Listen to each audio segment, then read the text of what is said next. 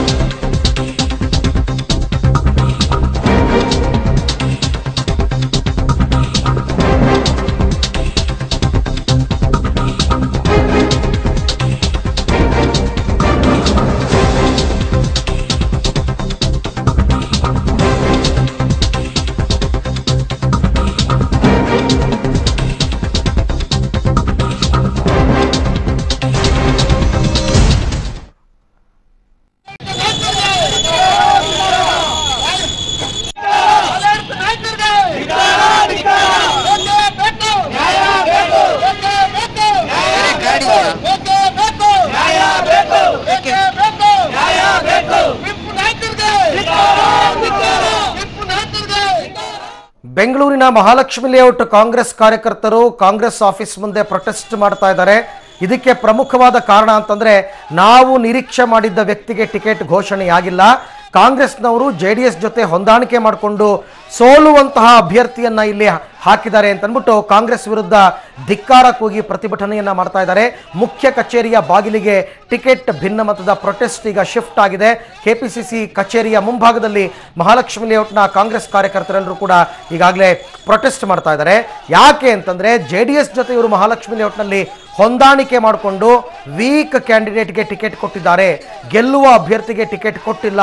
ಹಾಗಾಗಿ ಕಾಂಗ್ರೆಸ್ ವಿರುದ್ಧ ಧಿಕ್ಕಾರವನ್ನ ಕೂಗಿದ್ದಾರೆ. ಕಟ್ಟು ಶಬ್ದಗಳಲ್ಲಿ ಕಾಂಗ್ರೆಸ್ ಪಕ್ಷವನ್ನ ನಿಂದಿಸ್ತಾ ಇದ್ದಾರೆ. ಈ ಬಗ್ಗೆ ಮತ್ತಷ್ಟು ಮಾಹಿತಿಯನ್ನು ಪಡೆಯೋಣ. ನಮ್ಮ ಪ್ರತಿನಿಧಿ ಪವಿತ್ರ ನನ್ನ ಜೊತೆ ಇವಾಗ ಜಾಯ್ನ್ ಆಗ್ತಾ ಇದ್ದಾರೆ. ಪವಿತ್ರ, ಇವರ ಪ್ರತಿಭಟನೆಗೆ ಮುಖ್ಯ ಕಾರಣ ಏನು? ಇವರ ಆರೋಪ ಏನು?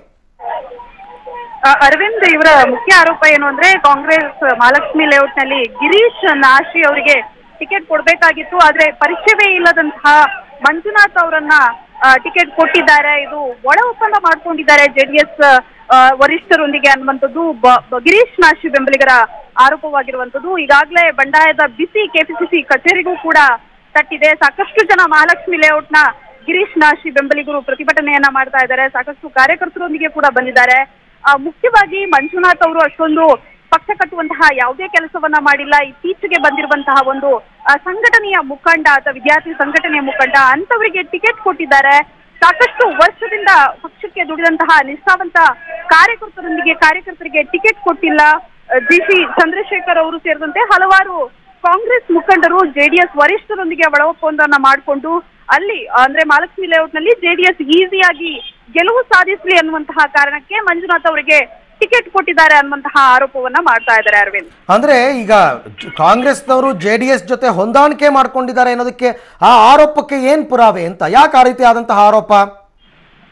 ಅಲ್ಲ, ಅವ್ರು ಹೇಳ್ತಾ ಇರುವಂತದ್ದು ವೀಕ್ ಕ್ಯಾಂಡಿಡೇಟ್ ನನ್ನ ಯಾವಾಗ ಗೋಪಾಲಯ್ಯ ಅವರ ವಿರುದ್ಧ ನಿಲ್ಲಿಸಿದ್ರು, ಸೊ ಆ ಒಂದು ಕಾರಣವನ್ನ ಮುಂದಿಟ್ಕೊಂಡು ಇವರ ಆರೋಪವನ್ನ ಮಾಡ್ತಾ ಇರುವಂತದ್ದು. ಅವರು ಯಾವುದೇ ರೀತಿ ಪುರಾವೆಯನ್ನ ತೋರಿಸ್ತಾ ಇಲ್ಲ. ಆದ್ರೆ ಗೋಪಾಲಯ್ಯನವರಿಗೆ ಸರಿಸಾಟಿ ಇರುವಂತದ್ದು ಗಿರೀಶ್ ನಾಶಿ ಅವರೇ, ಅವರಷ್ಟೇ ಪ್ರಬಲ ಸ್ಪರ್ಧಿ ಆಗೋದಕ್ಕೆ ಸಾಧ್ಯ ಅನ್ನುವಂಥದ್ದು ಇವರ ಆರೋಪವಾಗಿದೆ.